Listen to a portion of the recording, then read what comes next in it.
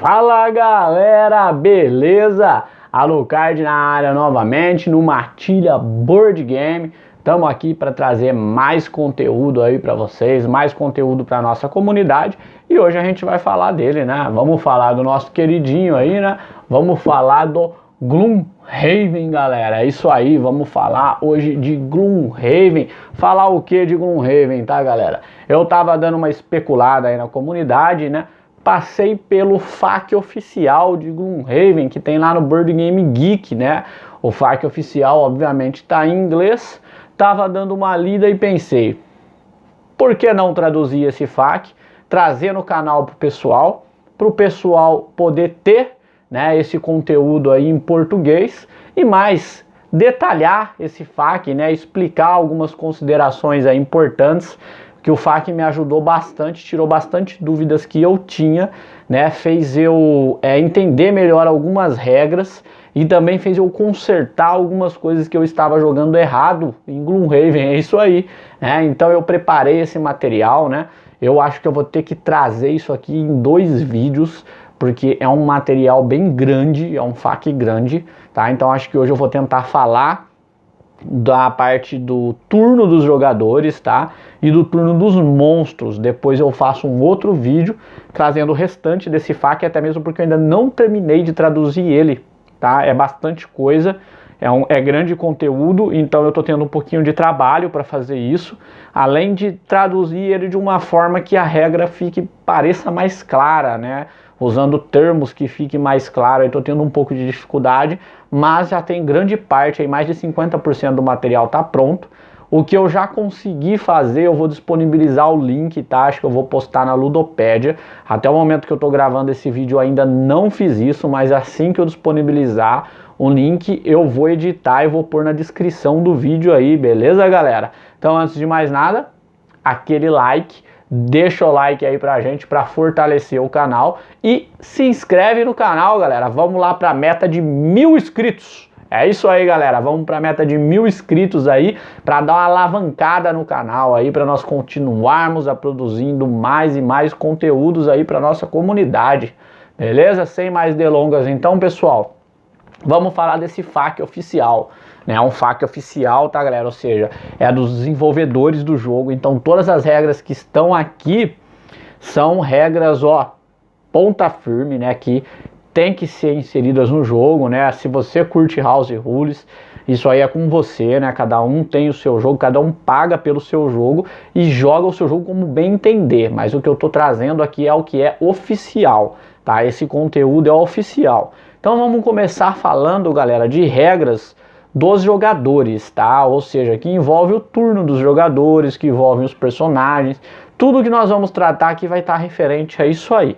Tá? A primeira pergunta do FAQ, então, é a seguinte: posso dizer X ou Y no início da rodada ao escolher as minhas cartas? O que o cara está perguntando aqui? Se entre os amigos na mesa, né, eu posso dizer X ou Y, porque tem algumas cartas, né, que tem essa característica.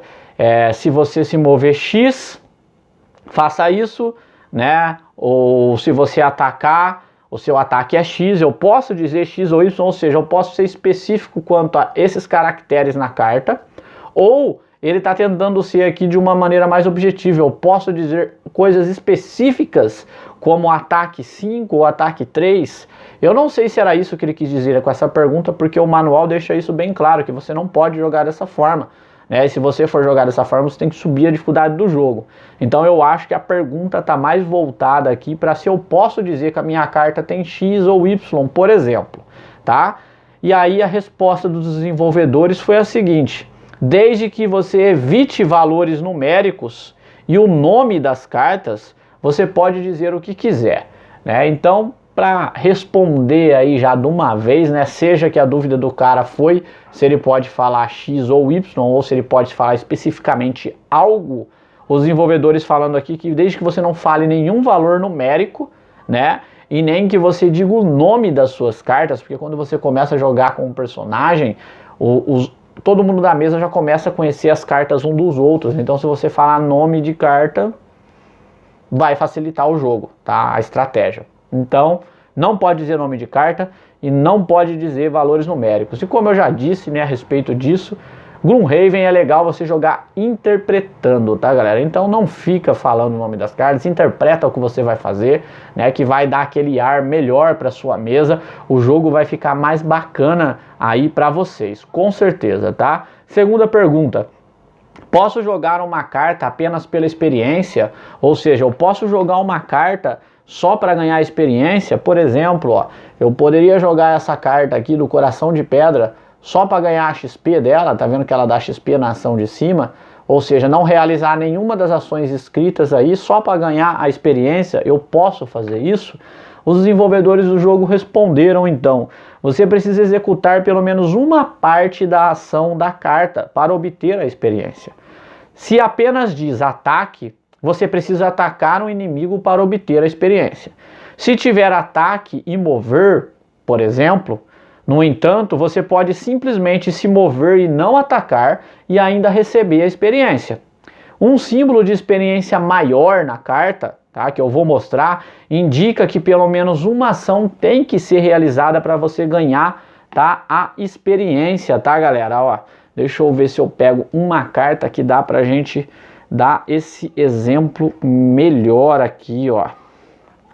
Aqui essa carta vai ser bacana, ó. Vamos lá. Tá vendo essa carta aqui de cima do Coração de Pedra, pessoal? Tá falando aqui o seguinte: se ele atacar 3 e realizar toda essa ação que tá em cima aqui, ou seja, que não tá condicionado ele consumir a folha, ele vai ganhar XP, tá? Essa aqui tá nesse símbolo maior aqui. Então ele tem que realizar essa ação de ataque, porque aqui tá dizendo que ele tem que fazer pelo menos uma das ações, e como só tem uma ação, então ele tem que fazer. Se tivesse aqui um movimento e um ataque, ele poderia só mover ou só atacar, e ainda assim ele ganharia XP. Só que tem um XP que está menor, tá vendo aqui, ó, que está condicionado ao consumo da folha. Esse XP menor, ele está amarrado a essa ação da folha aqui, ó, tá? Ele não está amarrado à ação da carta, beleza, pessoal? Então, tem essa diferença aí, tem esses símbolos de XP maior tão condicionado ao texto principal da carta, e geralmente esses símbolos de XP menor estão condicionados a alguma entrelinha aí, como por exemplo consumir, né, um elemento para você gerar essa experiência. Então, se você quiser jogar uma carta só para ganhar experiência, não dá. Tem que executar pelo menos uma das ações da carta, beleza, galera? Outra pergunta: posso optar por não adquirir experiência usando uma ação? Ou seja, eu posso fazer a ação e não querer ganhar a experiência que a carta me dá? Por causa daquela missão, né, que ele tem um objetivo de batalha que você tem que fazer pouca experiência. Talvez seria uma estratégia boa para isso, né? Eu jogo a carta e não ganho experiência, mas não pode. Resposta dos desenvolvedores: não, a experiência não é opcional, você tem que ganhar a experiência. Então não é opcional, tá, galera? Jogou, tem que ganhar XP, não tem conversa. Se eu tiver no nível 9, ainda posso ganhar experiência? O cara já chegou no nível 9, não tem outro nível para ele upar, ele pode continuar ganhando experiência? Resposta dos desenvolvedores: você ainda pode acompanhar a experiência quando está no nível 9, como um meio de medir o quão bem você foi no cenário. Isso vai ser tipo uma pontuação para você só, tá? Mas essa experiência não vai oferecer nenhum outro benefício para você a longo prazo, ou seja, você não vai adquirir mais níveis, você não vai poder fazer nada com essa experiência. Você pode registrar ela durante a aventura para computar o quão bem você foi no cenário, né? Quanto de XP você fez, mas não vai te servir de nada, beleza? Próxima pergunta do FAQ oficial: posso optar por não executar partes específicas de uma ação? O que é considerado um efeito negativo? Duas perguntas, tá? Primeiro, posso optar por não executar uma parte específica da ação? Segunda pergunta, o que é considerado um efeito negativo? Você pode optar por não executar uma parte ou todas as partes de uma ação, exceto o seguinte, tá, pessoal? Então vamos lá, os desenvolvedores responderam: você pode optar por não executar uma parte ou todas as partes de uma ação, exceto o seguinte. Primeiro, efeitos negativos. Efeitos que, quando executados, reduzem seus pontos de vida, perdem cartas ou aplicam uma condição negativa em você ou no aliado seu, não podem ser ignorados, você tem que realizar, né? Qualquer coisa que for ferrar você ou o seu time, você não pode ignorar, você tem que realizar, você não pode pular essa parte. Segundo, infusões independentes, as infusões elementais, lembra? Ou seja, as infusões que não estão ligadas a uma habilidade específica. Vou mostrar o que é isso. Observe que as infusões obtidas com cartas de modificador de combate estão ligadas ao ataque realizado e não podem ser ignorados se o ataque for realizado, ok? Além disso, pelo menos uma habilidade da carta precisa ser realizado para receber a infusão ligada à carta. O que que quer dizer, galera? Vamos lá, vou pegar outra carta aqui do Coração de Pedra para a gente explicar. Ó, essa carta aqui do Coração de Pedra. Se eu executei a ação dessa carta de ataque, eu não posso me negar a usar a infusão, tá vendo? Eu não posso negar a usar a infusão, porque eu realizei o ataque. É como se o ataque dele gerasse o elemento todo no cenário. Então, se eu ataquei, essa infusão está condicionada à carta, então eu não posso negar, eu não posso deixar de gerar. E o outro exemplo foi que toda infusão que é gerada pelo deck de modificador de batalha, tá? Ele é gerado proveniente de um ataque, porque você compra uma cartinha dessa do modificador de batalha toda vez que você faz um ataque. Então, se você já realizou o ataque e você comprou uma carta que vai adicionar um elemento, uma infusão, por exemplo, essa vai adicionar o vento, você não pode negar esse efeito, você tem que gerar o vento, porque você já realizou seu ataque. Lembra? É só a gente também tentar transportar aí a nossa imaginação que o meu ataque gerou o vento no cenário. Então, se eu já ataquei, eu não posso voltar atrás, eu não quero gerar o vento. Tá? Uma das coisas que nós estávamos jogando errado, o meu grupo aqui, não posso me rejeitar a gerar uma infusão, eu tenho que gerar, tá? A não ser que ela esteja condicionada a outra linha de habilidade, tá? Como eu mostrei, né? Pode ver que essa aqui está condicionada à ação principal da carta. Se fosse uma outra linha daquelas menores que condicionasse a gerar, aí sim, se eu não realizasse aquela ação, eu poderia não gerar, tá? A infusão. Terceira exceção, capacidade de receber experiência, XP, independente ou anexadas a outras habilidades. Se estiver sozinho, pelo menos uma habilidade na ação deve ser executada. O que é isso? Novamente, eu não posso deixar de ganhar XP, tá vendo?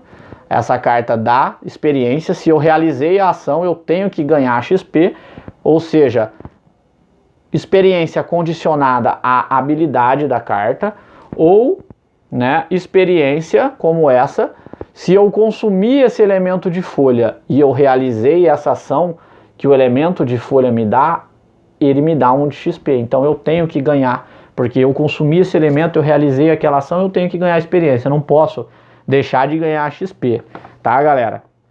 Quarta exceção, ajustes de habilidades mais e menos X. Você não pode alterar a ordem das habilidades na ação, tá, galera? Ajustes de habilidades que você ganha mais X ou menos X, você não pode alterar a ordem dessas habilidades na sua ação. Você tem que receber elas nas ordens certas. Se você recebeu menos X, aplica o bônus, depois executa a ação. Se você vai receber mais X, aplica o bônus e depois executa a ação. Não altera a ordem disso e não pode se negar a receber esses efeitos. Tirando esses efeitos aí, que são as 4 exceções, todas as outras opções você pode optar por não executar uma parte ou todas as partes de uma ação. Por exemplo, eu jogo uma carta que anda e ataca. Eu poderia só me mover e escolher não atacar. Ou eu poderia só atacar e escolher não me mover. Eu poderia não realizar uma parte dessas ações, tá? Mas eu não poderia deixar de ganhar uma experiência que seria condicionada a uma dessas ações, por exemplo. Ou gerar um elemento que seria condicionado a uma dessas ações, por exemplo. Eu poderia deixar de fazer uma dessas ações, ou até as duas. Aí eu não ganharia nada. Nem a XP condicionada, nem o elemento condicionado, porque eu não fiz a ação de fato. Tá? Eu simplesmente perdi a carta. É como se você tivesse usado a carta genérico, né? Aquele 2 que ela dá em cima de ataque e 2 que ela dá de movimento embaixo, tá? Próximo ponto do FAQ aí. Posso decidir não pilhar ou saquear, né, na nossa versão aí da Galápagos, dinheiro ou tesouro no meu hexágono no final do meu turno. Terminei meu turno em cima da moedinha. Eu posso optar por não pegar a moedinha? Não, a pilhagem no final do turno não é opcional, você tem que pilhar, você não pode escolher se você vai pilhar ou não.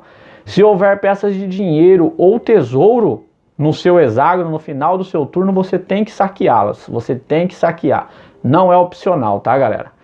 Próximo, existem restrições quanto que eu posso saquear com a habilidade de saque em relação à linha de visão e obstáculos, ou seja, eu tenho uma habilidade lá, saquear 2, né? E tem uma parede, a moeda está atrás de uma parede, eu posso saquear essa moeda atrás da parede? Eu não tenho linha de visão para a moeda, eu posso saquear ela mesmo ela estando atrás da parede? A mecânica específica é que você pode saquear todos os hexágonos dentro do alcance X. É assim que funciona o saquear. Eu tenho saquear 2, eu saqueio todas as moedas à minha volta que estiver dentro de 2 de distância, onde X se refere aí ao valor do saque, tá? Tipo, por exemplo, como eu disse, saquear 2. Poderia saquear todos os hexágonos a 2 de distância de mim. Isso significa que você consegue atingir um hexágono com esse alcance, como se fosse um ataque. Você precisa conseguir atingir esse hexágono. Você vai poder saquear esse hexágono. Isso significa que o saque não é afetado por monstros ou obstáculos, mas é afetado pela linha de visão. Eu não consigo saquear uma moeda que eu não estou vendo. Então, o saquear 1, saquear 2, saquear 3, que seja, ele funciona semelhante ao ataque com alcance. Para eu acertar, para eu conseguir pegar a moeda, eu tenho que estar vendo a moeda. Então, que mesmo que eu tenha o alcance, mas está atrás de uma parede preta, aquelas partes pretas das tails, né? Ou até as partes cinzas da tail, por exemplo, aqui, ó. Vendo? A gente tem uma parte cinza aqui, tem parte preta aqui. Se a moeda tivesse para cá, né, no outro pedaço do mapa, eu não pegaria, porque eu não tenho visão para elas. Mas através de monstros e através de obstáculos, né, que não bloqueiam a minha linha de visão, eu consigo pegar as moedas, beleza, galera? É assim que funciona então a habilidade aí de saquear, né, através de obstáculos, monstros e paredes. Próxima pergunta. Quando um efeito de inimigo ou cenário me força a mover-se um hexágono e me mover a um hexágono que tenha um saque, que tenha uma moeda, posso saqueá-la automaticamente como saques de final de turno? Por exemplo, estou no meu hexágono, o inimigo me deu um ataque que me empurrou para cima de uma moeda. Eu parei em cima da moeda, mas reação do inimigo, não é meu turno. Quando acabar essa ação do inimigo, eu posso saquear essa moeda? Não. Os saques no final do turno acontecem apenas no final do seu turno. Ou seja, você quis parar ali, você quis terminar seu movimento ali, você quis pegar o saque. Você não foi empurrado para lá ou forçado para lá. Você não pode pegar automaticamente qualquer item ou outra coisa que seja que você não parou lá porque você quis. Você foi forçado a ficar lá, tá? O movimento tem que ser seu. Você não pode saquear no final da rodada do monstro. Você teria que no seu turno ficar naquele hexágono até o final do seu turno para você pegar a moeda, beleza, galera? Se eu pilhar ou saquear, né, a versão da Galápagos, digamos, um item de armadura de uma peça de tesouro e eu já estiver usando uma armadura, o que acontece? Já levei minha armadura para a missão, fui lá no baúzinho, saqueei o baú, veio outra armadura. O que acontece? Tá? Você pode possuir qualquer número de itens, mas apenas uma cópia de cada, tá, galera? Você pode ter qualquer número de itens, tá? Não tô falando levando para missão, tá? Eu vou explicar certinho. Você pode ter qualquer número de itens com você, desde que eles não sejam repetidos de mesmo nome. Só pode ter uma cópia de cada. Não se limita apenas, mas isso não se limita, na verdade, apenas ao que você pode equipar, tá? Ou seja, você pode equipar uma quantidade de itens, mas você pode levar qualquer quantidade de itens com você, desde que não seja para dentro da missão. Como se você tivesse um baú, né? Eu tenho um baú, minhas coisas estão tudo lá. Quando eu vou para a missão, eu pego no baú o elmo que eu quero, a armadura que eu quero. Não tem como eu vestir uma armadura por cima da outra, né? Se eu já tenho uma arma de 2 mãos, não tem como eu levar mais armas. Se eu tô com uma arma em cada mão, Tá, galera, faz todo sentido, mas eu posso ter no meu baú qualquer quantidade de itens, desde que eles não sejam repetidos, tá? Então, quando você encontra uma armadura na missão e você já tem uma armadura, você ainda mantém a armadura que você tem e a que você pegou. Porém, a que você pegou, você não pode equipar ela no meio do cenário. Não pode. Você vai ficar com ela com você e você vai ter que terminar a missão com a armadura que você já estava equipada. Ela não pode ser equipada no meio do cenário, né? Na verdade, você só pode equipar os seus itens entre os cenários. Ou seja, antes de entrar nos cenários. Mesmo se você não estivesse usando nenhuma armadura, tá, galera? É a regra. Eu não levei a armadura para a missão. Ah, abri o baú, peguei uma armadura. Eu não posso equipá-la na hora, mesmo se eu tiver sem armadura. Eu só posso equipar itens entre os cenários. Não posso equipar os itens no meio do cenário. Não faz muito sentido tematicamente. Achei uma espada Mega Blaster fortona lá. Eu não vou equipar ela agora. Não faz sentido, mas é a regra, tá? Como eu disse, são os desenvolvedores falando, tá? Eu teria que esperar então para equipar essa armadura ou essa espada ou que eu peguei entre o próximo cenário que eu fosse entrar. Se eu pilhar um item do qual eu já tenho uma cópia, peguei um item que eu já possuo uma cópia idêntica, por exemplo, já tenho poção de cura menor, pego outra poção de cura menor, o que acontece?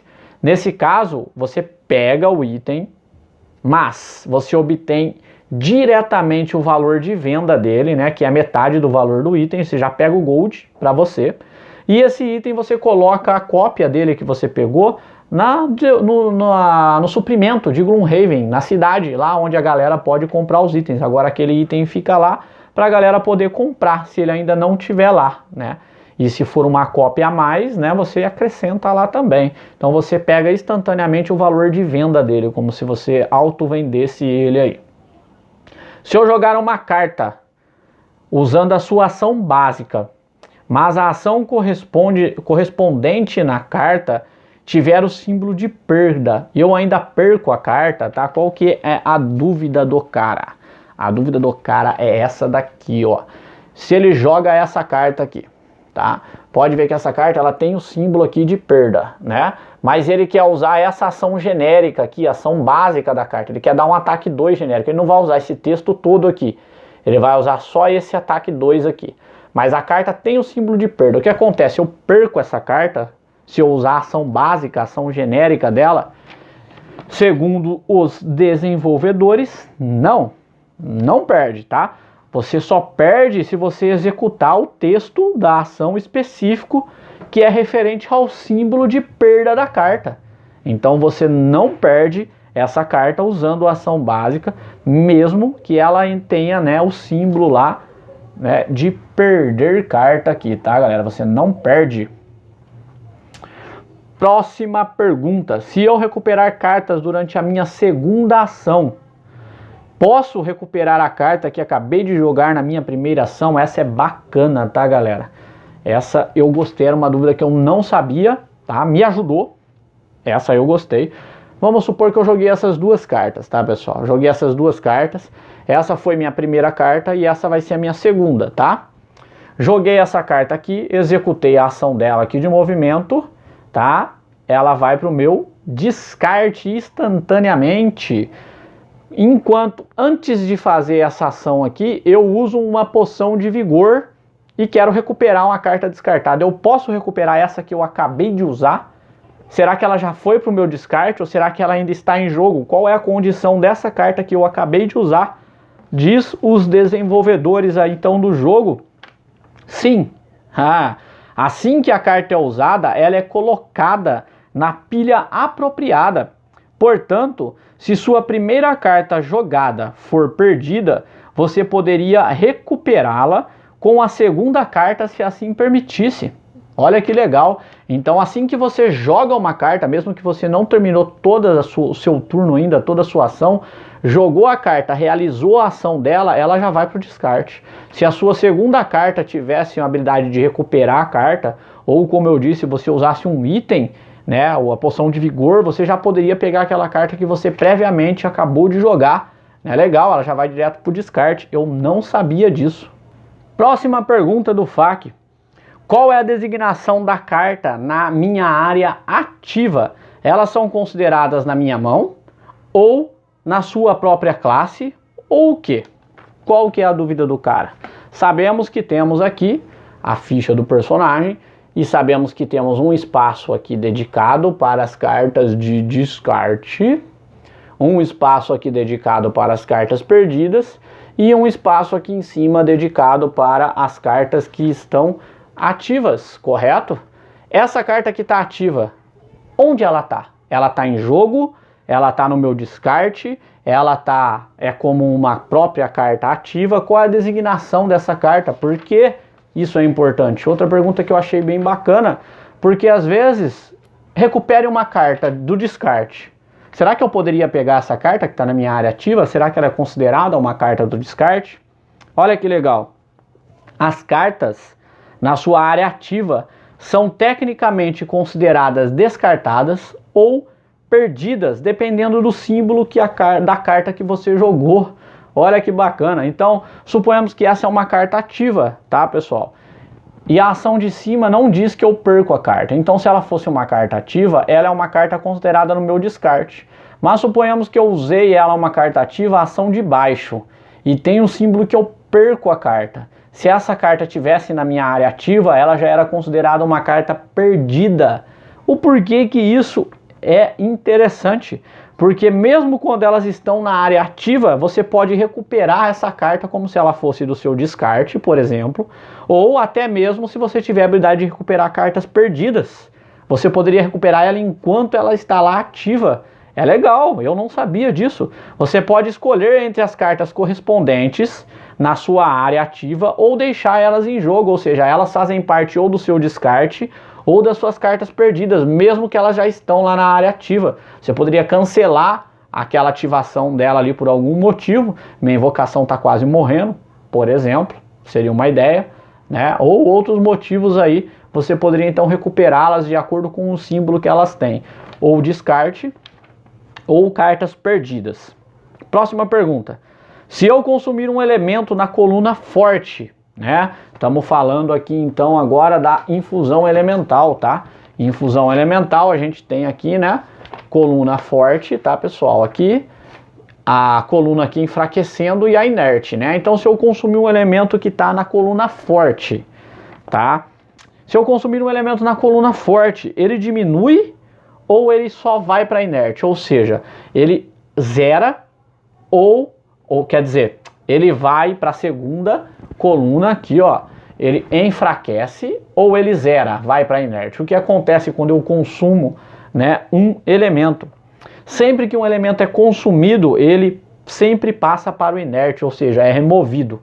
Estando na forte ou estando na enfraquecido, ele volta lá para inerte, não importa onde ele tenha começado, tá? Então, consumiu, fica inerte.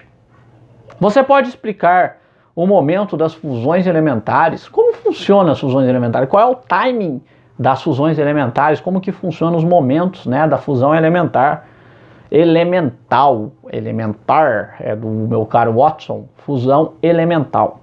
Sim, a principal vantagem aqui é que qualquer elemento que você criar no seu turno não será movido para a coluna forte até o final do seu turno. Interessante, criou um elemento na sua vez, ele não sai daqui. Interessante, criou um elemento na sua vez, ele não sai daqui. Até acabar o seu turno, até acabar a sua vez, ele continua inerte.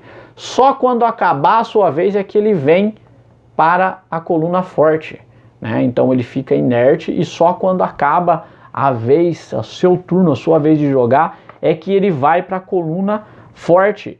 Isso significa que você não pode consumir um elemento que não está presente no mesmo turno, ou seja, você não pode gerar um elemento e consumir, porque ele ainda não foi lá para a coluna forte, ele está inerte enquanto o seu turno não acabar. Então não dá para você gerar um elemento e você mesmo consumir esse elemento no mesmo turno, né, na sua vez de jogar. Isso significa que você não pode consumir esse elemento, tá? Porque ele não está presente, porque não estará disponível para o consumo até chegar ao final do seu turno. Isso também significa que se um elemento está forte, ou enfraquecido no início do seu turno, agora vem a sacada que eu não sabia, você pode criar esse elemento novamente na sua primeira ação, ele não vai mudar a posição dele, ele vai continuar aqui, ou no forte, ou no enfraquecendo, tá? Porque ele só vai mudar a condição dele no final da sua vez. Aí você pode consumir esse elemento que você acabou de criar, você consome ele, e no final da sua vez ele vai de novo para a coluna forte. Entendeu como funciona, galera? Aí sim vira um looping de elemento, entendeu? Depois da primeira vez que você gerou, você pode consumir, gerar ele de novo, ele vai voltar lá para a coluna forte, se você, mesmo que você gerou no começo do seu turno. Isso muda muito, para quem consome elemento aí sabe disso, que isso muda bastante aí. Era outra coisa que nós não estávamos fazendo certo aqui no nosso grupo. Existe alguma diferença entre um efeito de ataque que tenha infusão elemental, condição negativa ou qualquer outra coisa do tipo, causado por uma carta modificadora de ataque, uma carta de item ou um impresso na própria carta de habilidade? O que ele está perguntando? Tem alguma diferença de um ataque que, por exemplo, gere um elemento numa carta de modificador de batalha, né? Ou um ataque que cause um status, né, negativo? Deixa eu ver se eu acho aqui alguma carta que faça isso. Aqui, ó.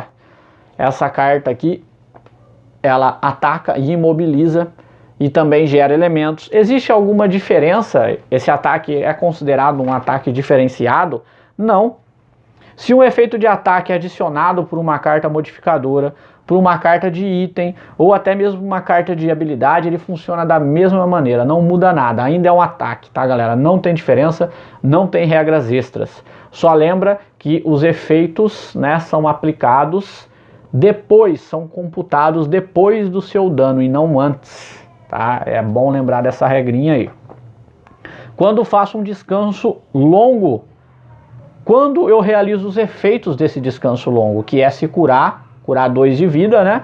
E recuperar as cartas do descarte, desvirar os meus itens que estão virados. Quando que isso acontece? Bom, seu descanso longo tem iniciativa 99. Se você escolheu fazer um descanso longo, você vai ter iniciativa 99. Então no final do turno, no final do round, né, da rodada, depois que todo mundo jogou, é que você vai curar os seus 2 de vida e vai pegar as suas cartas que você quer recuperar, tá, galera? Vai escolher, na verdade, né, a carta que você vai perder e escolher as cartas de acordo com a iniciativa 99, tá, pessoal? Vamos lá. Se eu tiver 0 cartas na minha mão e 2 cartas no meu descarte, ainda posso fazer um descanso longo, mesmo que irei ficar exausto no início da próxima rodada? Olha que interessante, ó. Se eu tiver com nenhuma carta na minha mão e tenho 2 cartas no meu descarte, eu posso escolher fazer um descanso longo, mesmo que eu irei ficar exausto na próxima rodada? Ou seja, na próxima rodada eu não vou conseguir jogar de qualquer jeito. Eu posso ganhar um turno a mais lá no tabuleiro dessa forma, fazendo um descanso longo? Pode. Aqui eles dão um exemplo que você pode ficar uma rodada como escudo de carne, né? Ou seja, você pode ficar lá no tabuleiro levando porrada para o seu time, já que você vai ser exaustado de qualquer forma, né? Então você pode aí ajudar seu time dessa forma, tá? Próximo. Se eu fizer um descanso longo, minha invocação ainda terá a sua vez durante a rodada? Sim, a invocação age mesmo quando você fez um descanso longo, só que ela vai agir na iniciativa 99, né? Lembrando que ela sempre age antes de você. Então, a hora que chegar lá no final da rodada, né, que você vai dar com a iniciativa 99, ela age e depois você faz o seu descanso longo. A invocação realiza saque no final do turno. Se a minha invocação parar em cima da moedinha, ela pega a moeda? Não, só personagens podem realizar saque no final do turno, tá, galera? Se uma invocação tiver um tracinho em uma habilidade base na luva dela, né, a invocação lá, quando você invoca uma invocação, ela tem os atributos dela. Se no lugar de um atributo movimento, por exemplo, um número, ela tiver um tracinho, indica que ela não tem esse movimento, tá? Eu posso conceder ações de movimento ou ataque para ela, mesmo que ela não tenha, né? Vamos aí, o ataque dela, em vez de ser um ataque 3, ela tem aquele tracinho no ataque, quer dizer que ela não tem o ataque. Eu posso dar uma ação de ataque para ela? Depende, né? O tracinho significa que ela não tem essa estatística base. de base ela não tem um ataque. Então se você fosse dar uma ação, por exemplo, para ela de ataque mais 2 com o quê? Não tem com que somar mais 2, porque ela não tem um valor de ataque.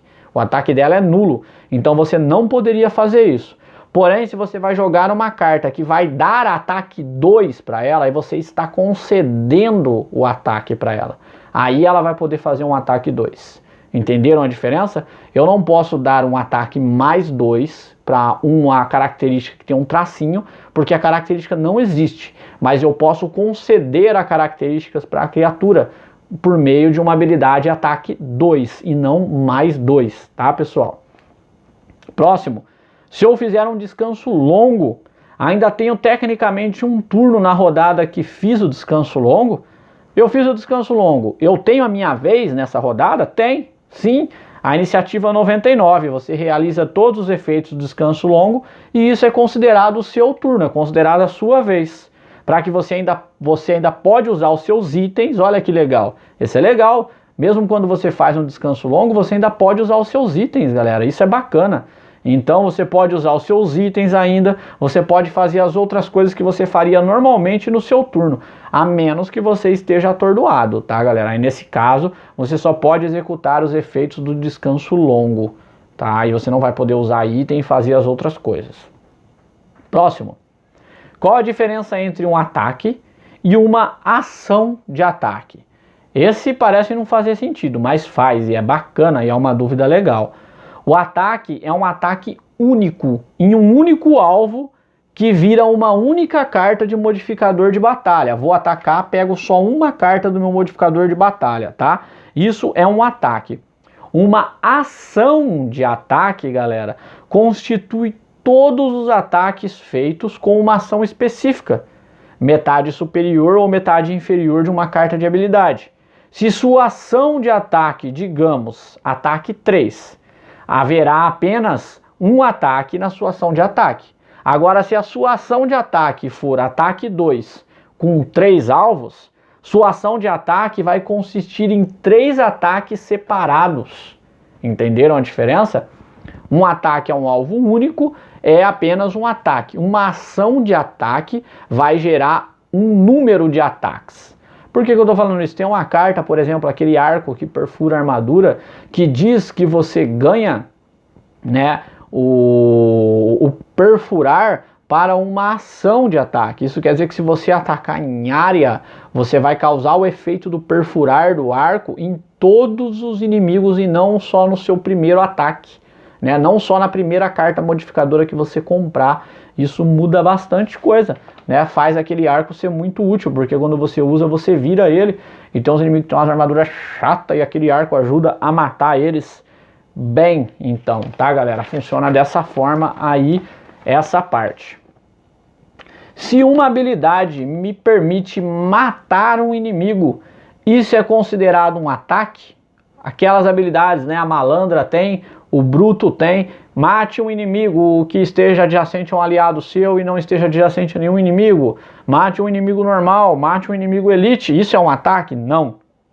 Mesmo que a habilidade diga ataque, não é um ataque. Mata é mata, não é considerado um ataque. Se eu consumir um elemento para transformar uma ação de ataque em uma ação de matar, minha ação é um ataque, eu consumo um elemento para transformar esse ataque em uma ação de matar. E aí? Quando você consome o elemento, você aciona apenas o efeito matar. A palavra em vez nega o efeito do ataque e não é mais um ataque, ou seja, você troca um pelo outro. Deixa de ser um ataque e agora é uma ação de matar. Beleza? Fácil de entender. Se eu matar um inimigo com meu dano de ataque, ainda posso aplicar os efeitos do ataque? Vou bater no inimigo. Bati nele, o dano que eu causei matou ele. Eu posso, por exemplo, ainda amaldiçoar esse inimigo, envenenar ou empurrar esse inimigo. Ele morreu pro meu ataque, eu bati e matei. Eu posso causar esses efeitos nele? Não. Os efeitos de ataque adicionados sempre são aplicados após o dano. Se você matar um inimigo com o dano, ele não vai estar mais lá para você aplicar o efeito, certo? Matei o cara. Vou querer aplicar veneno no cara morto se ele não tá mais lá, eu já matei? Não vou poder amaldiçoar, não vou poder empurrar. Bati, matei, tira. Você não pode colocar nenhum efeito nele, tá, pessoal? Próximo.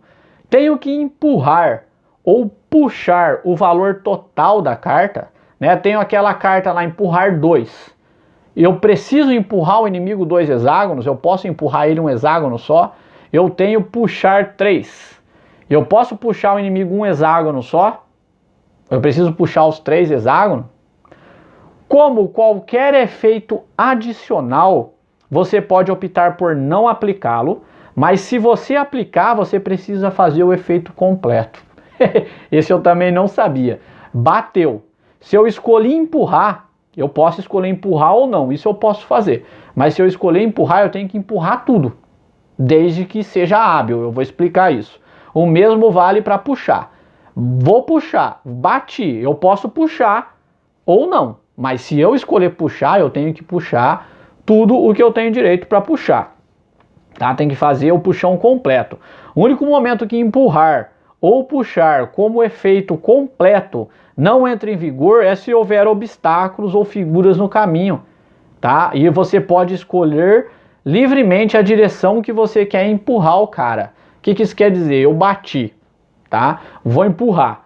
Se tiver um obstáculo onde eu estou empurrando que não dê para mim empurrar ele mais, tudo bem, eu não preciso continuar realizando a ação de empurrar. O mesmo vale para o puxar. Então, se tiver algo impedindo a continuação do meu empurrão, eu não preciso fazer esse movimento. E eu posso escolher para onde eu quero empurrar o cara. Então tá aí a sacada. Se não quer empurrar o cara muito longe, joga ele para um lugar que ele vai bater em alguma coisa, em vez de você empurrar ele para um outro lugar que ele vai lá para longe. O mesmo vale para o puxar, então, tá, galera? Tem que seguir essa regrinha aí. E lembre-se também que se vários efeitos, como empurrar ou puxar, forem aplicados com a mesma ação, devido a cartas modificadoras de combate, você pode aplicá-los ou não separadamente. O que quer dizer isso? Eu acho que, se eu não me engano, o Coração de Pedra tem uns empurrão aqui que vai dar para explicar isso de uma forma mais clara. Aqui, ó. Vou lá, ataquei, comprei, empurrar 2. Quero empurrar, empurro o meu inimigo 2. Mas antes de empurrar meu inimigo, eu tenho que comprar outra carta lá. Tá vendo? Porque esse aqui manda eu comprar outra carta. Aí eu compro outra carta. Veio outro empurrão. Eu preciso fazer os 2 empurrão? Não, eu posso executar só esse de empurrar 2 e posso escolher não executar esse, então eu empurraria só 2. Ou se eu escolher executar os 2, eu vou ter que empurrar os 4, tá? Vou ter que fazer a ação total porque eu escolhi a ação das 2. Eu acredito que deu para entender, então, né, galera? Então, tem que fazer aí a ação total. Próximo. Monstros voadores podem ser empurrados para a armadilha? Podem ser empurrados para hexágonos com armadilhas, mas isso não ativará as armadilhas. É isso aí, ele está voando, ele não vai pisar na armadilha. Você pode empurrar ele para lá ou puxar ele para lá, mas não vai adiantar, ele não vai acionar a armadilha porque ele está voando, tá, pessoal? Se o inimigo morre por dano de armadilha, quem recebe o crédito da morte? Quem recebe o mérito por ter matado o inimigo na armadilha? O crédito é para quem faz com que a armadilha seja disparada, não para quem criou a armadilha. E se o inimigo se moveu sozinho para a armadilha, ninguém vai receber o crédito para a morte. Então o crédito é de quem faz a armadilha ser disparada. Se foi você que empurrou o inimigo lá, o crédito é seu. Se o inimigo pisou sozinho lá, o crédito não é de ninguém. Se o inimigo morre de ferimento, quem recebe o crédito pela morte? Ninguém. Vai achando que é quem aplicou o ferimento. Eu achava, mas não é não. Ninguém recebe o crédito pela morte.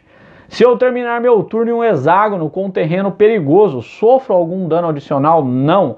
Você só sofre dano quando você entra num hexágono, num terreno perigoso.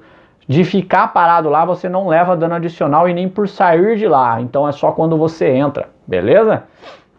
Quando exatamente é o gatilho do retaliar? Mais uma pergunta interessante. Quando exatamente eu ativo o meu retaliar? Quando é o gatilho do meu retaliar? O gatilho do retaliar é após a aplicação de todos os efeitos de um ataque. Ataquei, comprei a carta de modificador de batalha, apliquei todos os efeitos possíveis daquele ataque, então vai vir um retaliar. Se a figura que está retaliando morre nesse ataque, a retaliação não é acionada, ou seja, você cancela o retalhar, você matou o cara antes dele retalhar, né? Lembra? É o mesmo efeito lá, se você matar alguém, você não pode empurrar ele depois de morto. Então se matou, o cara não pode te retalhar. Se a figura que está retalhando é empurrada para fora do alcance do retalhar, olha que bacana, o retalhar também não é acionado. Então se você bater no inimigo que tem a retalhar e empurrar ele, você não leva o retalhar se você não estiver dentro do alcance. Muito bacana isso também.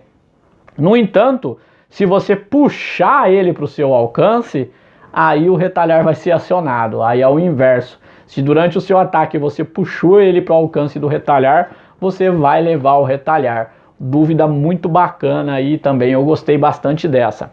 A retaliação é direcionada, ou seja, é mirada. Eu posso mirar a minha retaliação, eu miro ela como um alvo em alguém.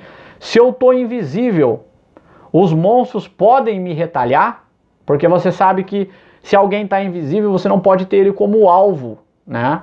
Então, o retalhar é considerado uma habilidade que você escolhe um alvo, ou seja, se eu estou invisível e eu bato em alguém com retalhar, eu vou levar o dano ou não, porque ela é uma habilidade direcionada, uma habilidade que precisa de um alvo.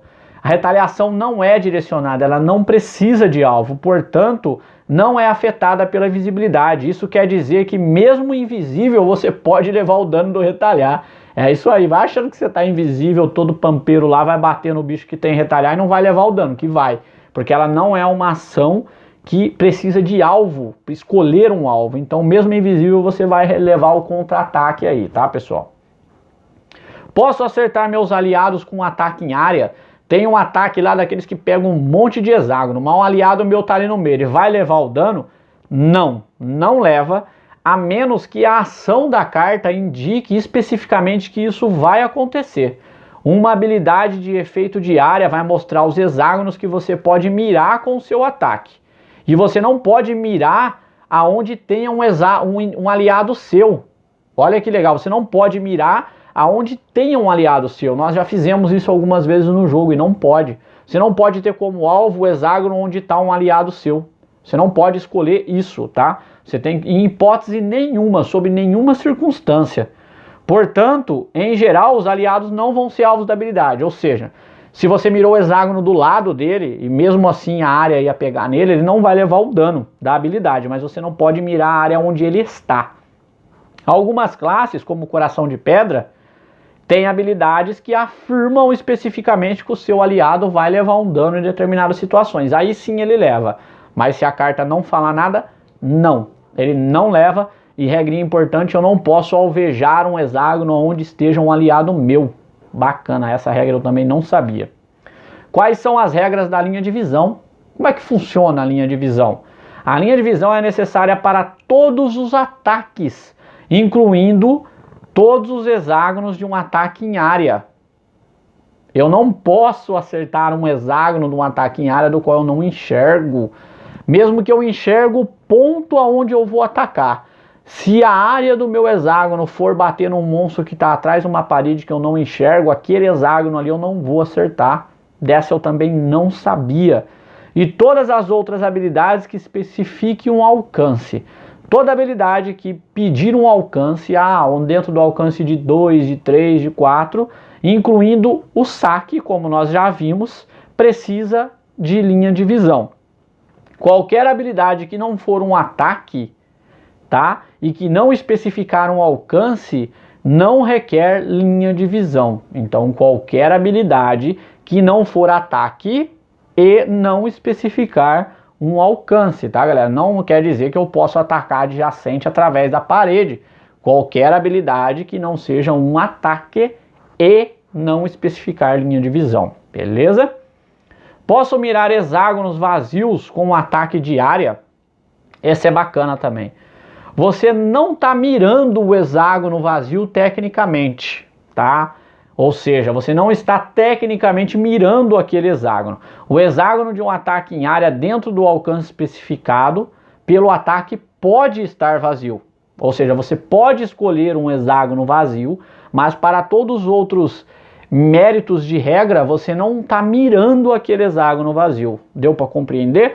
Você não pode E é dizer que está mirando aquele hexágono, mas você pode soltar a magia lá. Isso é para alguns termos de jogo, acredito eu, tá? Para equilibrar a mecânica, pelo que eu pude entender. Pode até ser uma parede, você pode até escolher uma parede como o ponto central ali do seu ataque em área, mas tem que ter inimigos na área, tá? Tem que ter inimigos ali, mesmo que você escolha a parede, tem que haver inimigos na área do ataque e esses inimigos precisam estar na sua linha de visão e o hexágono que você está disparando também, beleza? Mas tecnicamente você não está mirando esse hexágono, hein? Não se esquece disso aí.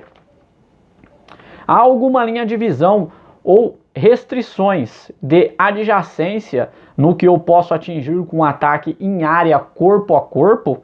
Ataque de área contendo um hexágono cinza, sabe aqueles ataques que você bate em 2, 3 hexágonos, mas é corpo a corpo, que tem o hexágono cinza que simboliza você, né? E aí tem os outros hexágonos. Eu acho que o coração de pedra deve ter um ataque assim. Deixa eu dar uma olhada aqui. Aqui, pessoal, ó. Vendo? Ataque assim, né? Onde o hexágono cinza é o seu personagem e os hexágonos vermelhos são os hexágonos onde você acerta, tá? É desse tipo de ataque que ele está falando aqui.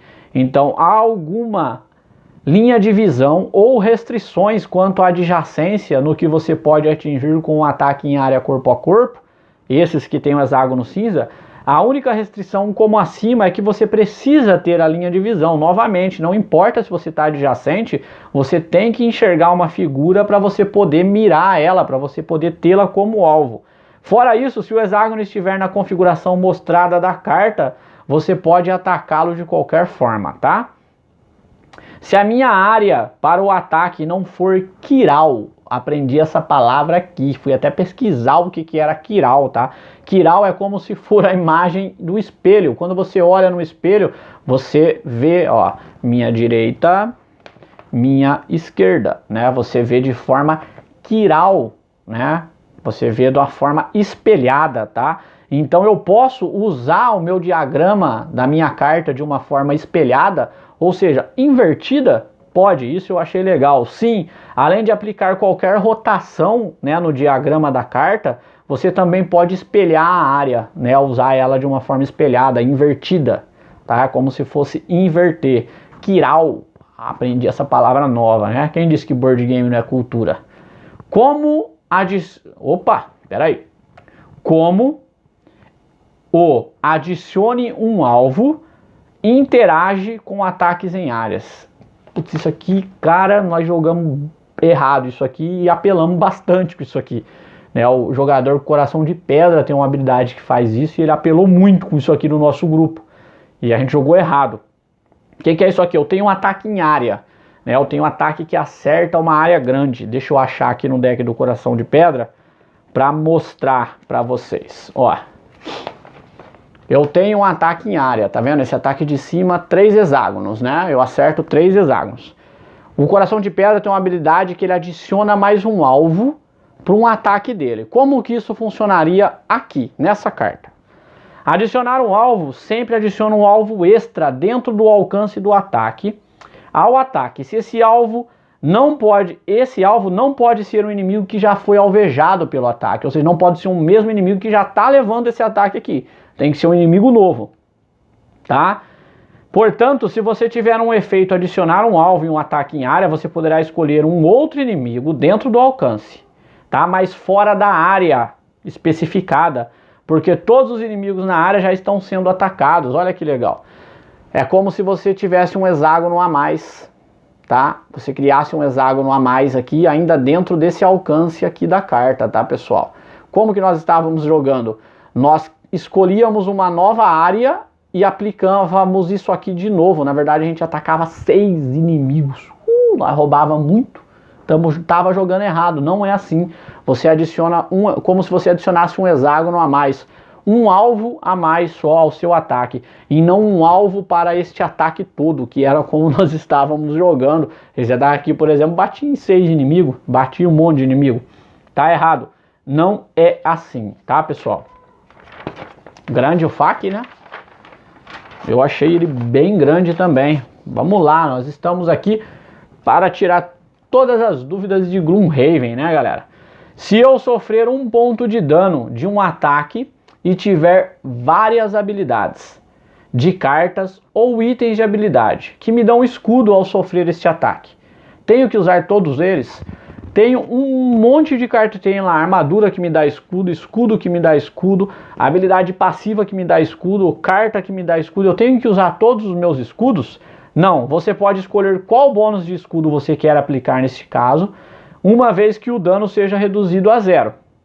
Ele não é mais uma fonte de dano, portanto outros bônus não precisam ser usados, tá? Não, eu não preciso usar todos os meus escudos. Ponto final. E você pode escolher qual bônus de escudo aplicar nesse caso. E, uma vez que o dano for reduzido a 0, ele não é mais uma fonte de dano, portanto os outros bônus não precisam ser usados. O que ele está querendo dizer? Eu não preciso usar todo o meu escudo se eu levei 3 de dano e eu tenho 4 de escudo. Eu posso querer usar só 2 de escudo e deixar passar 1 de dano. Eu posso fazer isso, tá? E se eu já reduzi, eu tenho 4 de escudo e eu levei 3 de dano.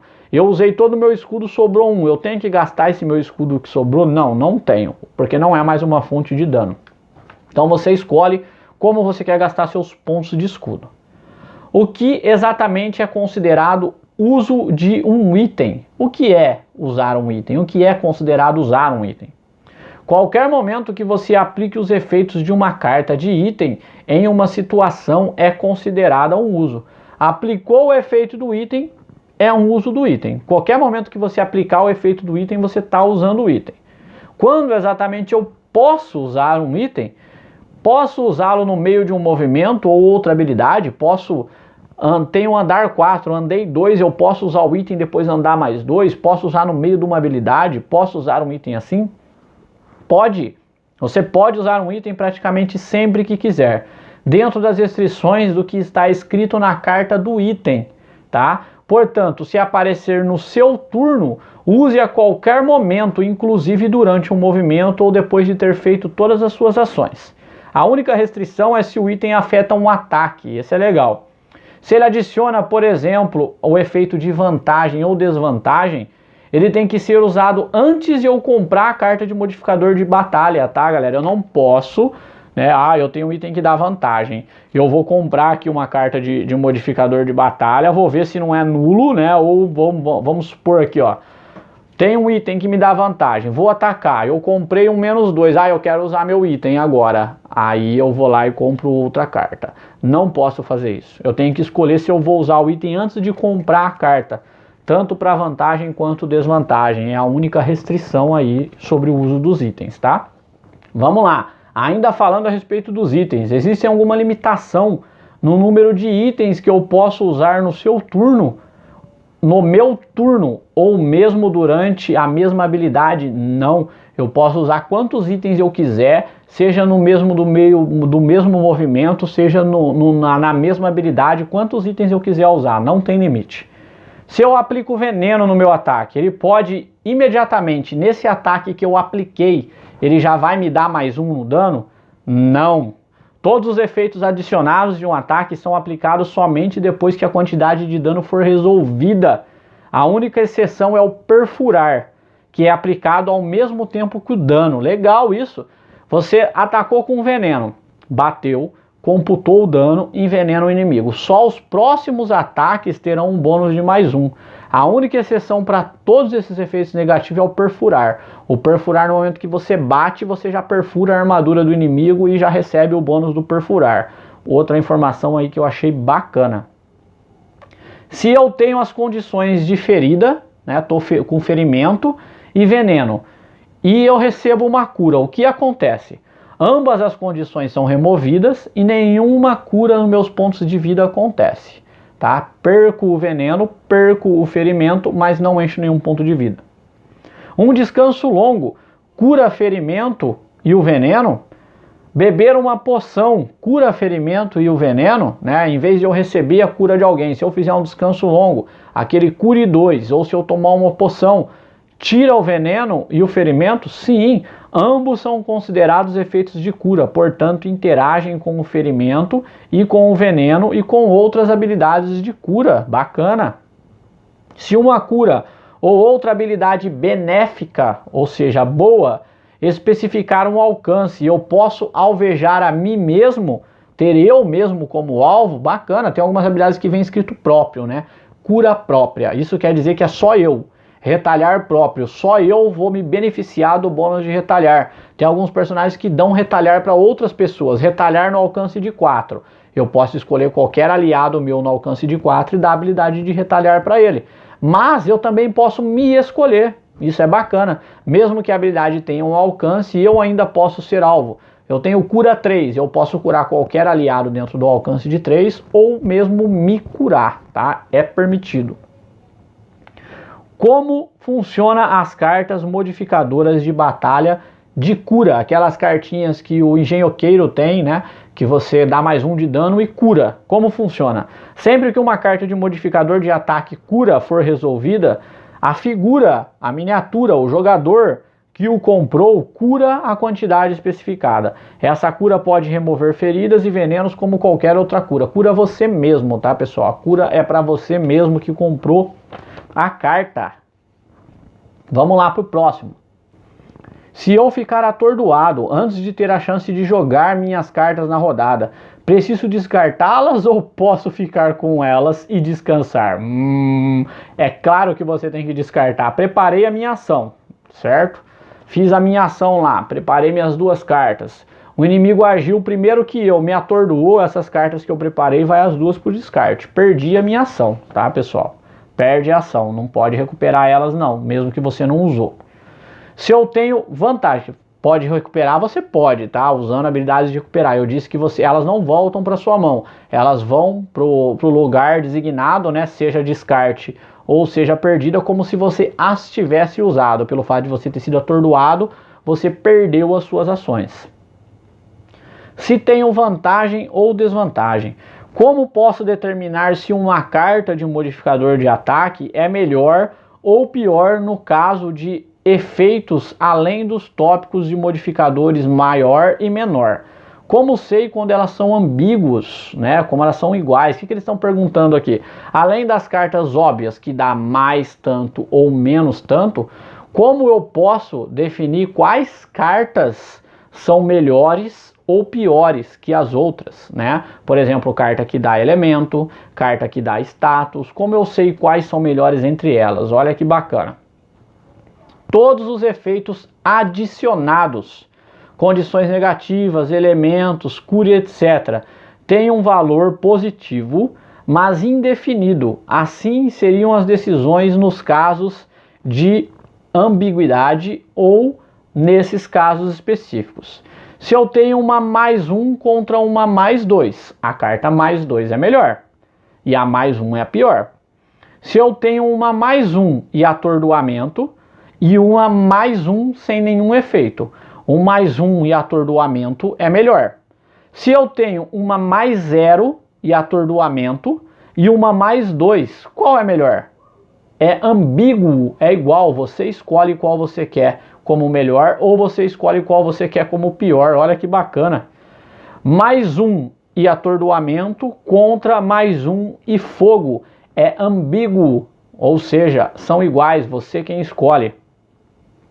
+0 e confusão e +2 e atordoamento. Ambíguo novamente, você escolhe.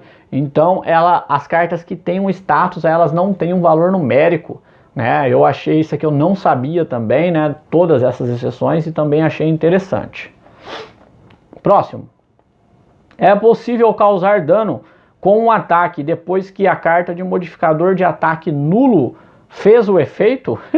Depois que comprou o nulo, quer causar dano ainda. Espertinho esse aqui, né? Não, se a carta for aplicada ao seu ataque, você não causará dano direto ao ataque sob nenhuma circunstância. Nulo é nulo, não vai causar dano proveniente daquele ataque de nenhum modo. Se uma condição durar até o final do meu próximo turno, o que exatamente significa próximo turno? Essa é interessante. Próximo turno significa seu próximo turno completo, ou seja, eu tenho que jogar o meu próximo turno inteiro e o final dele será o final desse turno. Então, se você inicia um turno com a condição específica, por exemplo, um veneno, no final desse turno, dessa sua vez, depois que você jogou com o veneno, você não descarta, porque o veneno não descarta. Burro, deixa eu pegar um exemplo melhor. Imobilizar. Você começou o seu turno com o imobilizar. No final desse turno que você jogou, você remove o imobilizar. Se um monstro atordoa você no turno dele, ou seja, no turno do monstro, quando chegar a sua vez, você vai perder o seu turno. E no final desse turno que você perdeu, você remove, tá, o atordoamento. Você estaria sob o efeito do atordoamento, então removeria ele no final do turno. Se você ficar atordoado na sua vez, você imediatamente sofre o efeito. Mas como que eu vou ficar atordoado na minha vez? A habilidade, e aí ela mesmo se atordoa, então ela vai ficar atordoada na vez dela, e imediatamente ela vai sofrer os efeitos e também sofre os efeitos no turno seguinte. Ou seja, ela estava realizando a ação. Se no meio da ação que ela estava realizando ela ficou atordoada, ela para ali, perde todo o restante que ela estava fazendo, ainda fica o próximo turno atordoada, e aí no final desse próximo turno ela perde essa condição, tá? Na rodada seguinte, então o efeito acabaria no final do turno. Essas regras se aplicam também para os monstros, da mesma forma como para os jogadores. Próximo, posso voluntariamente encerrar condições positivas em mim, como a fortalecer ou invisível? Não, não posso. Tô invisível, não posso cancelar. Eu sou aliado de mim mesmo? Não, não sou aliado de mim mesmo. Se eu comprar 2 modificadores de batalha, curar a si próprio no mesmo ataque, faço uma cura ou realizo 2 curas. Compro 2 cartas de modificador de batalha e nas 2 eu tenho a ação de me curar próprio. Cada uma é uma cura independente, né? Ou é tudo uma cura só. As curas das cartas de modificadores de ataque são empilhadas, ou seja, são ajuntadas em uma única cura. É como se fosse uma única cura, elas são estacadas, né? Empilhadas. Habilidades de ataque que visam uma figura com um ataque, mas causam dano a figuras adicionais por meio de outros efeitos de ataque. Como sofrer dano, né? Ainda são considerados ataques em um alvo único do aquele ataque que dá aquele splash, né, que espalha o dano em vários inimigos. Ainda é considerado um ataque de alvo único? Sim, ainda é considerado um ataque de alvo. Você visou um alvo e acertou os outros por consequência do ataque. Você pode executar uma habilidade mover X quando X é igual a 0? Sim, né, tem uma carta do Bruto que ele ataca, né, e aí ele pode ganhar um X de movimento, que é o valor que ele atacou. Vai que no ataque dele ele nulou, tirou 0. Ele ainda pode usar como se fosse um mover 0 para ganhar algum outro efeito, por exemplo, usar uma bota para andar mais 2, e aí ele andaria 2, pode. Essa é legal, essa eu não sabia. Ainda assim é considerado uma ação de movimento, né? Próximo. As cartas permanentes que disparam no final de seus próximos X turnos também são disparadas no final do turno que são jogadas? Sim, elas são utilizadas tanto no turno que foi jogada, como no final do turno que foi jogada, como em todos os próximos turnos subsequentes. Maldições e bênçãos devem ser removidas do baralho de modificador de ataque de um jogador quando ele fica exausto, para que os outros jogadores e monstros possam usá-las. Né? Você sabe que tem um número limitado de maldição e bênção. Se tem um monte lá no baralho de um jogador e o personagem dele for exaustado, eu tenho que retirar essas cartas para disponibilizar para pôr no baralho dos outros. Eu preciso fazer isso. De acordo com as regras, elas só são removidas no final do cenário. Então não, eu não disponibilizo essas cartas para futuras habilidades serem usadas até o fim do cenário. Qual é a diferença entre as cartas de habilidade X? Qual é a diferença entre as cartas de habilidade mais X e as cartas de habilidade X? Cartas de habilidades de personagem concedem ações extras? Vamos lá. A habilidade mais X faz um ajuste em uma habilidade que já existe. Ou seja, eu tenho um ataque 3 e tenho uma carta ataque mais 2, então o meu ataque vai virar 5, certo? Eu estou acrescentando um valor em um ataque que já existe. Diferente enquanto a habilidade X concede uma nova habilidade para mim. A minha carta não tem ataque, mas eu estou me dando uma habilidade que vai me conceder um ataque 5. Então agora eu tenho uma nova habilidade naquela carta, ok? O que acontece se uma figura envenenada é alvo de uma habilidade curar tudo, né? Alguém usa uma cura completa em alguém que está envenenado. Perdeu a cura, Playboy.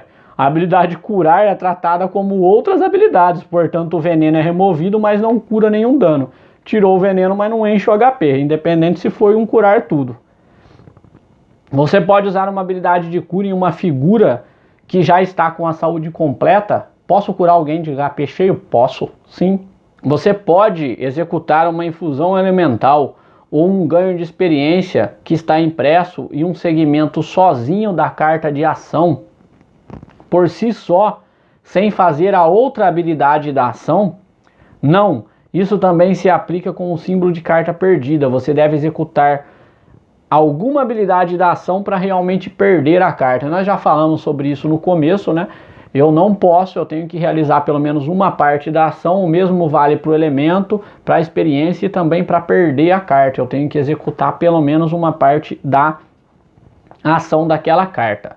Quando um ataque multi-alvo tem um efeito de ganho experiência, eu recebo experiência para cada alvo que eu acertei somente se a carta especificar isso, do contrário não. Uma figura ainda pode realizar ações impedidas por imobilizar e atordoar, mesmo que essas ações sejam concedidas à figura fora do seu turno. Tá? Interessante esse, ó. Uma figura pode realizar ações, tá? Impedidas por imobilizar e atordoar, mesmo que essas ações sejam concedidas à figura fora do seu turno. Não. A frase "na sua vez", listada na seção de condições do livro de regra, não deveria estar lá. Tem uma errata aí, né? No livro de regra diz que as condições negativas impedem você de movimentar ou você perde seu turno atordoado quando for a sua vez, né? O que eu estou querendo dizer? Deixa eu trazer esse exemplo melhor. Eu estou atordoado e aí a ladra de mentes quer me controlar, fazia eu realizar uma ação, e não é a minha vez, é a vez da ladra de mentes. E o manual de regras diz que quando eu estou atordoado eu não posso fazer nada na minha vez. Então é a vez da ladra de mentes. Então teoricamente eu poderia, mas não. Essa "na sua vez" não deveria estar lá no manual, né? Então tem uma erratinha aí. Então eu não posso fazer nada, um movimento estando imobilizado ou uma ação estando atordoado, mesmo que não seja a minha vez, tá, galera? Quando uma habilidade é considerada uma habilidade mirada, uma habilidade que precisa de um alvo, uma habilidade que tenha um alvo, quando a carta diz alvo ou ataque, né? Então quando que eu sei que é uma habilidade que precisa de mira, que eu preciso mirar em alguém? Quando tiver escrito na carta alvo ou ataque. Então é uma habilidade que tem que ser mirada. Por exemplo, retalhar não está escrito que precisa ter um alvo, né? Então ele não é uma habilidade mirada, como o exemplo que nós já citamos. Como o atordoamento funciona com efeitos nas áreas ativas e itens passivos? Quando eu estou atordoado, as minhas cartas na área ativa, aquelas que me geram efeitos que estão na minha área ativa, e meus itens passivos, como eles funcionam? O atordoamento não afeta, continua funcionando normal. Então se eu estou de bruto e tenho aquela habilidade que me dá escudo, quando eu apanho e eu estou atordoado, eu vou receber meu escudo do mesmo jeito, tá? Não são afetadas. Posso usar itens fora do meu turno? Somente se o item for usado como uma reação de uma ação inimiga. Caso contrário, os itens não podem ser usados a menos que seja a sua vez. O dano em excesso, ou o famoso overkill, né? Que conta para a habilidade que diz quantidade de dano infligido. Vamos lá. O que é o dano em excesso? O inimigo falta 2 para ele morrer. E eu causei 5 pontos de dano. Então foi mais 3 danos além do que ele precisava para morrer. Eu conto que eu causei 5 de dano ou eu conto que eu causei apenas 2 de dano? Eu conto que eu causei os 5 de dano. Tá? Isso é legal, por exemplo, a habilidade do bruto, né? Ganhe movimento X, que é igual, o X é igual ao quanto você causou de dano nesse turno. Se o Bruto matou um inimigo lá que tinha 1 de vida, mas ele causou 5 de dano, ele ganharia movimento 1? Não, ele ganha movimento 5. Então, mesmo que foi além da vida do inimigo, é o dano total que ele conseguiu causar. Você pode fazer um descanso curto na última rodada de um cenário? Sim, pode fazer o descanso curto na última rodada de um cenário. Quando a invocação ataca os obstáculos, qual o valor da iniciativa que os obstáculos têm ao resolver empates para o foco de monstros? Vamos lá, quando uma invocação atacar os obstáculos, qual o valor da iniciativa do obstáculo? Porque uma invocação, ela age como um monstro, não é você que decide quem ela vai atacar. Então, como que faz para tirar um desempate se ela estiver na mesma distância que o objeto estiver na mesma distância que o monstro? Os obstáculos é considerado iniciativa 99 na hora de resolver empates, tá? Então, obstáculos, iniciativa 99. Qual é exatamente o momento que começa o turno de uma figura, de um personagem? Quando exatamente começa e termina o turno de um personagem? O turno de uma figura começa quando a figura anterior termina a sua vez, começou o seu. E termina quando a próxima figura começar o turno dela. Tá? É assim que funciona o início e o final do seu turno.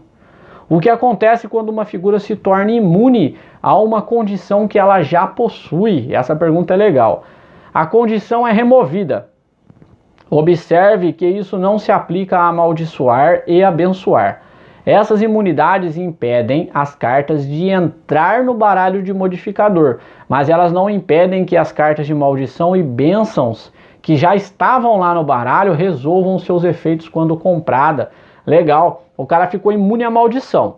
Ele não pode mais colocar a carta de maldição no deck dele, mas se ele comprar uma que já estava lá no baralho dele, não quer dizer que ele não vai aplicar o efeito dela, tá? Só não pode mais pôr carta no deck dele, mas as que já estavam lá, se compradas, vai aplicar o efeito normalmente, tá? E o mesmo vale também para a bênção.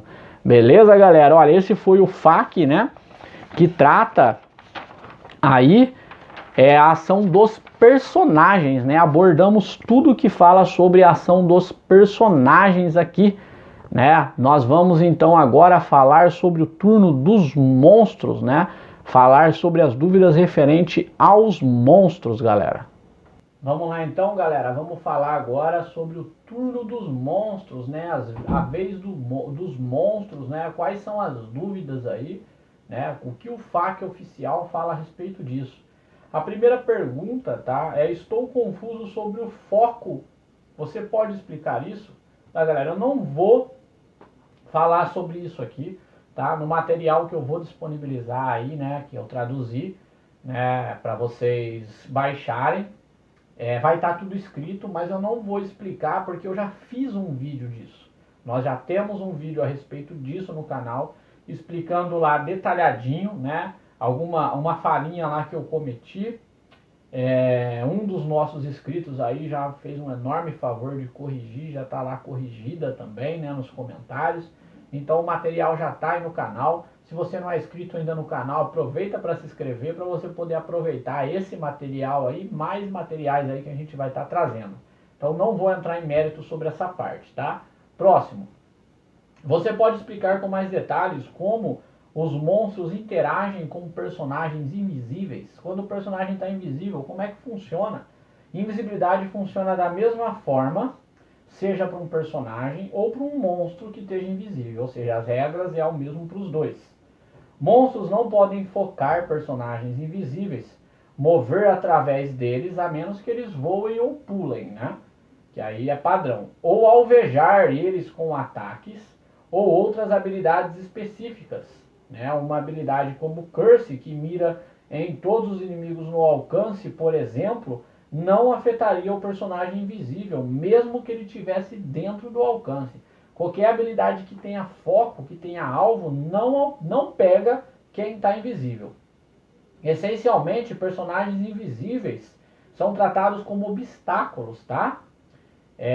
Você pode ocasionalmente afetá-los com efeitos que não visam eles diretamente, como danos em splash, respingos, né? Aquele ataque, por exemplo, que você bate em um alvo e causa um dano né, em vários alvos que estejam aí a tantos hexágonos de distância. Se o cara invisível estiver ali no meio, ele vai levar. Né? Nesse caso aí, ele leva.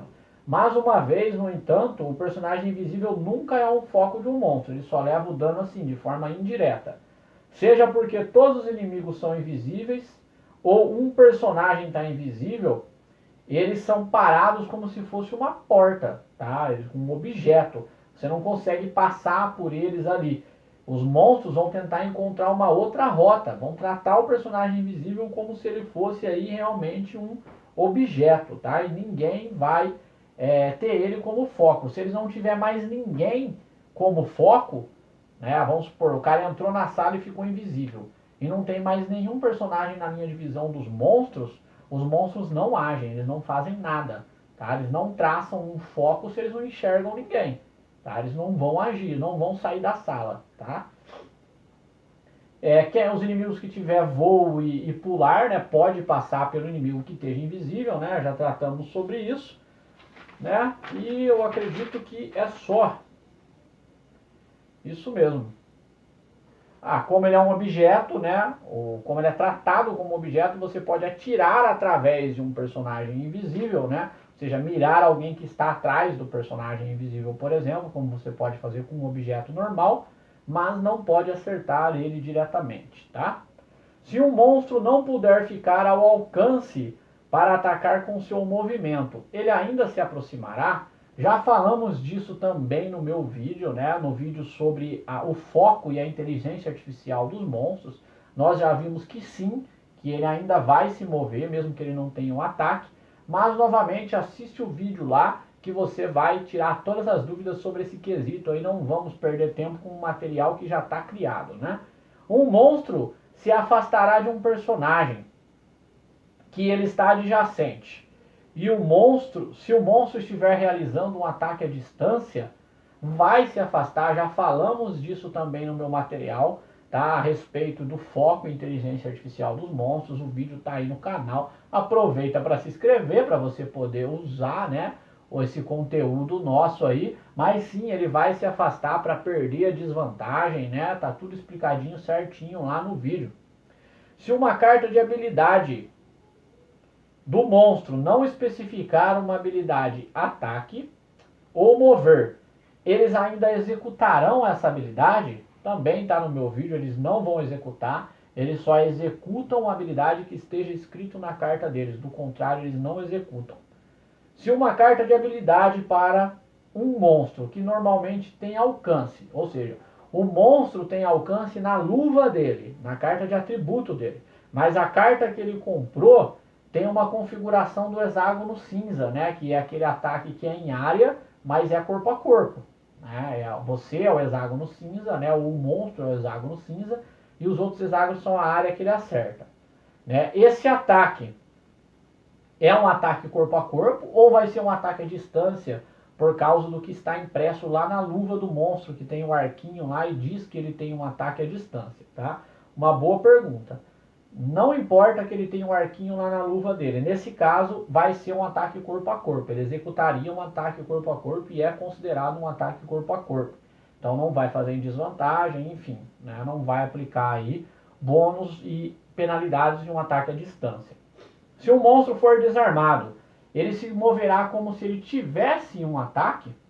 Não. Desarmar anula todos os efeitos de um ataque.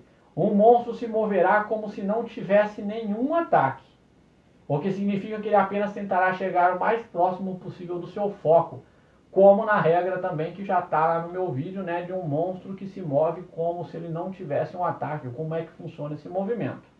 Tá lá no vídeo explicadinho lá, galera. Se um monstro tiver um bônus como escudo ou retaliar na sua carta de habilidade, isso fica ativado durante toda a rodada. Saiu lá na carta de habilidade do monstro escudo ou retalhar. Durante toda a rodada isso está valendo? Não. Tá? Não é durante toda a rodada. Isso só passa a valer quando chega a vez do monstro, de acordo com a iniciativa impressa na carta dele. A partir daquele momento ele ativa o escudo ou o retalhar que seja, e daquele momento até o fim da rodada ele vai ter esse bônus. Mas antes de ter chegado a vez dele ele não tem o bônus. E para a próxima rodada ele também já não tem mais o bônus, ele vai ter uma próxima ação que vai ser comprada da carta, tá? Então esse bônus só ativa quando chega a vez dele no turno. Quando um tipo de monstro é ativado, todos eles agem no mesmo turno, ou cada monstro tem um turno individual separado. Cada monstro tem o seu turno individual separado. Eles serem todos do mesmo tipo não significa que todos agem no mesmo turno. Cada um tem o seu turno individual separado, não é o mesmo turno. Se um tipo de monstro consome um elemento devido à sua carta de habilidade, apenas o primeiro monstro que age vai ganhar o efeito ou todos os monstros ganham. Essa eu não sabia e também estava jogando errado. Quando monstros consomem um elemento, todos os monstros daquele tipo vão ganhar o benefício do elemento consumido quando eles forem ativados. Não só o primeiro, mas todos os monstros do mesmo tipo. Eu jogava que só o primeiro ativado usava esse benefício, mas não é, são todos. Se dois tipos diferentes de monstros revelarem a mesma iniciativa em cartas diferentes de habilidade, qual deles será o primeiro? Não estamos falando de monstros iguais, estamos falando de dois tipos diferentes de monstro. Os jogadores é quem decidem qual deles vai agir primeiro, tá? Como você distingue entre inimigos invocados e outros inimigos, sabendo que os inimigos invocados não deixam ficha de dinheiro? Um inimigo invoca outro inimigo. Como eu sinalizo que um inimigo é original e o outro é invocado, né? Para saber qual eu deixo a fichinha de dinheiro e qual não. Tá aqui uma questão, uma resposta que eu achei bem chula, né? Eles responderam o seguinte: você pode colocar fichas de cenário extras, como círculos cinzas, em inimigos invocados, se você tiver com dificuldade de manter o controle, né? Ou seja, usa qualquer token, foi mais ou menos isso que disseram, não pensamos em nada, usa qualquer coisa aí para sinalizar, né? Tem aqueles tokens que são menorzinhos, que tem número, talvez eles ficassem melhor, mas enfim, não pensaram em nada para isso. Tudo que você for usar vai ser pela sua criatividade, né? Não tem nada que diferencie, essa devia ser a resposta, né? Que eu acho que era a resposta mais correta. Enfim. Próximo.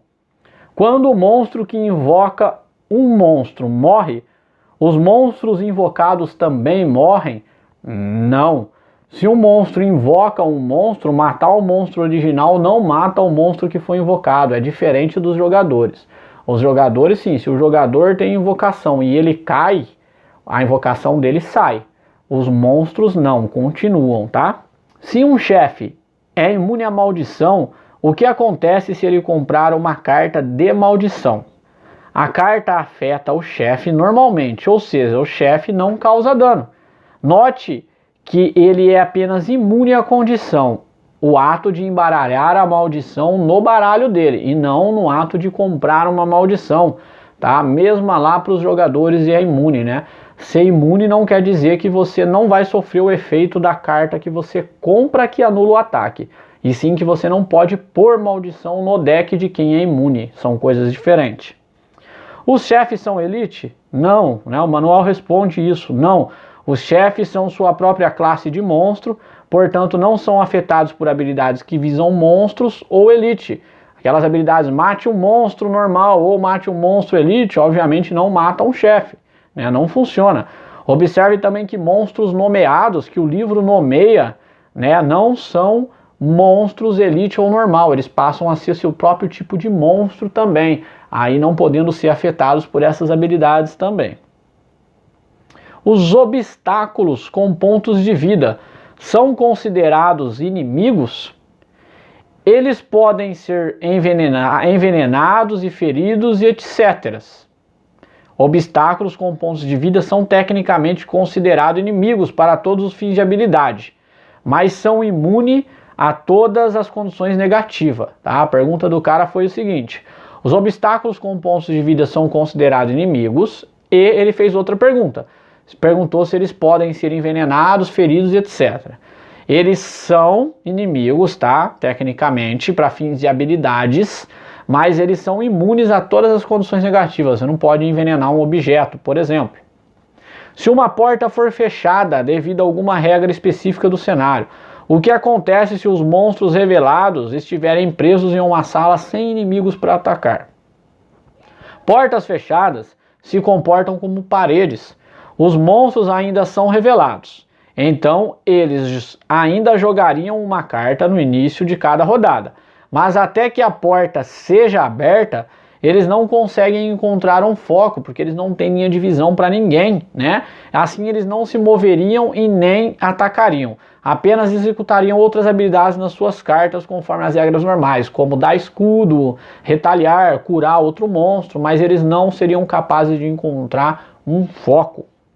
Condições negativas das cartas de habilidades dos monstros se somam com características da mesma condição negativa da luva do monstro, né? Monstros têm a característica de maldição para cada ataque. E também possui uma habilidade com uma maldição. Essas habilidades se somam. Sim, essa eu não sabia. Essa eu não sabia. Elas se somam. É isso aí, pessoal. Se somam, você levaria a maldição 2 vezes, então, se isso acontecer. Se já tiver lá na luva do monstro, que ela causa maldição, né? E ainda a carta de habilidade que comprou, ele causa maldição também lá. Então você levaria a maldição 2 vezes. Essa eu não sabia. Se somam. Uau! O que acontece se um monstro voador parar em cima de uma armadilha de atordoamento e outro monstro tentar se mover para essa armadilha de atordoamento? Uma figura não pode terminar o seu turno no mesmo hexágono de outra figura. Então trate o monstro voador como um obstáculo ao determinar o movimento para o monstro que não voa. Não é porque o monstro está voando que eu posso parar com outra figura no mesmo espaço que ele. Eu ainda preciso respeitar a regra de só ter uma figura por hexágono. Então ele vai tratar aquele hexágono ali como um obstáculo. Ele não vai parar aonde o monstro que está voando está. Ele vai desviar, né? Igual as regras normais já. A menos que for o único caminho e ele não for parar lá, ele vai só passar por lá. Se uma carta de habilidade de monstro listar um ataque corpo a corpo como efeito de inimigos adjacentes, mas a carta de status do monstro especifica um alcance X, o ataque é corpo a corpo ou à distância? Vamos lá, vamos entender. A carta de habilidade do monstro está falando que ele vai fazer um ataque corpo a corpo, com o efeito de acertar os inimigos adjacentes. Mas a luva do monstro, onde tem todas essas características do monstro, diz que ele tem um alcance X nos ataques dele. Esse ataque é corpo a corpo ou é à distância? É corpo a corpo. A carta de habilidade do monstro tem sempre prioridade. Ou seja, aquela cartinha que você compra com a iniciativa do monstro, ela substitui o ataque original do monstro, tá? A menos que o ataque lá na cartinha saia, né, com o ataque à distância, e o monstro vai ter aí o ataque à distância. Do contrário, se ela especificar que vai ser um ataque corpo a corpo, então ele vai deixar de lado a habilidade dele lá de ataque à distância para aquela ação específica. Quando o monstro é controlado por um personagem, né, como a Ladra de Mentes pode controlar os monstros, ele é considerado um aliado ou inimigo dos outros monstros enquanto está sendo controlado. Ele é considerado um inimigo dos outros monstros. Ele se torna um aliado dos jogadores e um inimigo dos outros monstros. Bom, galera, é isso aí então. Terminamos a primeira parte do nosso FAQ aí, falando sobre os personagens e os monstros, né? Falamos sobre os dois, todas as dúvidas que abrangem aí essas duas características de personagens e monstros dentro do jogo, né? Eu gostei bastante do FAQ, né? Espero que tenha ajudado vocês. Novamente, vou disponibilizar o link lá, tá? Não sou nenhum tradutor profissional, já peço desculpa por alguma falha, por algum erro, não tenho domínio completo da língua inglesa, sou falho, então se tiver com erros, por favor, me perdoem, né? A minha intenção é ajudar, né? Eu posso não ter feito o material mais perfeito possível, mas eu acredito que ele vai auxiliar muitas pessoas aí, principalmente se utilizado junto com o vídeo aqui. Beleza, galera? A Alucard então se despede de vocês e aquele abraço. Até a próxima.